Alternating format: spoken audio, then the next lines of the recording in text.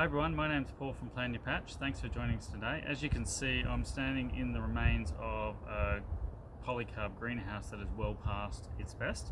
So in this video, what I want to do is share some tips that I wish I knew when I first bought a polycarb greenhouse that would have extended its life substantially and also reduced the number of repairs that I had to do during its lifetime.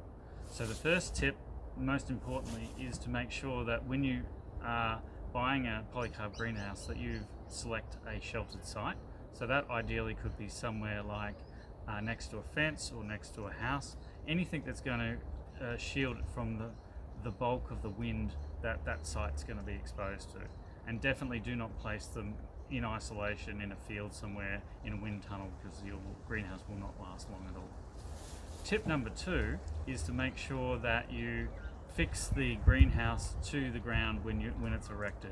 That's really important to do, because these greenhouses only weigh around 50 kilos or 100 pounds, which means that because of the large surface area, when you have a high wind event, it just picks up the greenhouse and it can quickly end up on its roof. So this particular greenhouse was in a sheltered location and was turned up completely on its roof because the fence behind it went down in a storm, and then the greenhouse went down as well.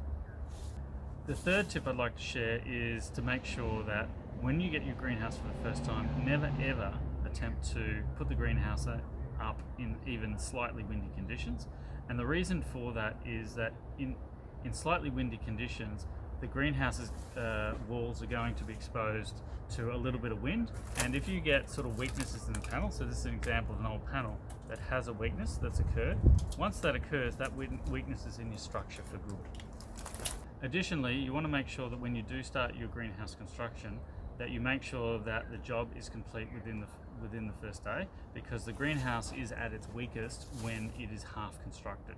So to make sure that that happens, get help.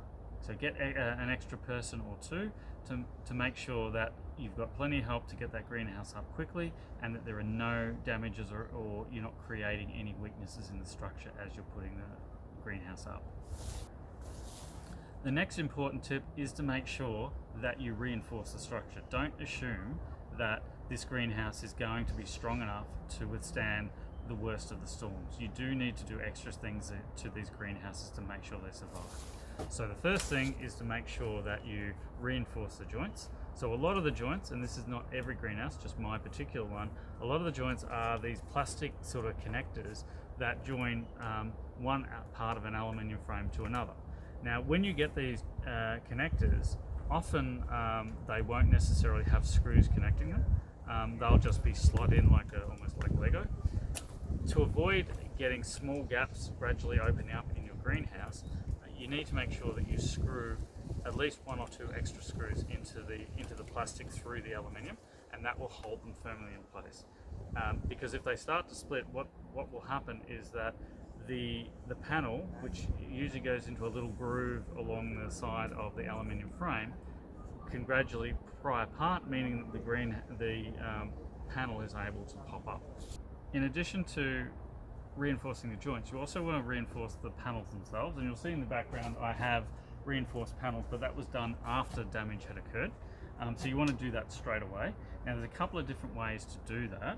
The way that I've done it, which I don't necessarily recommend, this was really done as a repair job, is I've got 2 pieces of timber on either side running all the way across, and I'm screwing straight through the panel, and that prevents flexing in the middle of the panel and therefore a panel popping out and more damage being created.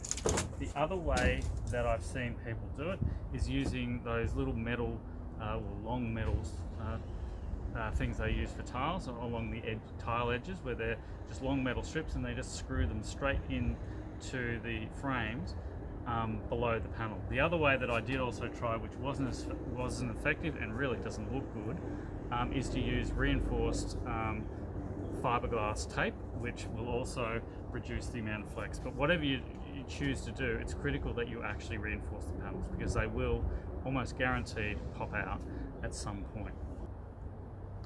In addition to reinforcing the panels, what is also recommended is that you use a between the polycarb panels themselves and the aluminium frame, and that will also reduce the amount of movement that occurs, therefore reducing the chances of a panel popping out. Now the last tip that I have is to make sure that with your doors and the windows that are in these greenhouses, to make sure that the latches themselves securely pull down the flaps. Now some of the designs of some of these greenhouses mean that the latch quality is pretty ordinary, and you may in some cases have to go and buy a separate piece and install it yourself to make sure that they're really holding those latches down and they can withstand upward pressure from high winds. Now I hope those two tips were useful, and I hope your greenhouse lasts a lot longer than mine does, with the experience that hopefully I've shared with you. If you found the video useful, please subscribe, and we'll see you next time. Cheers guys.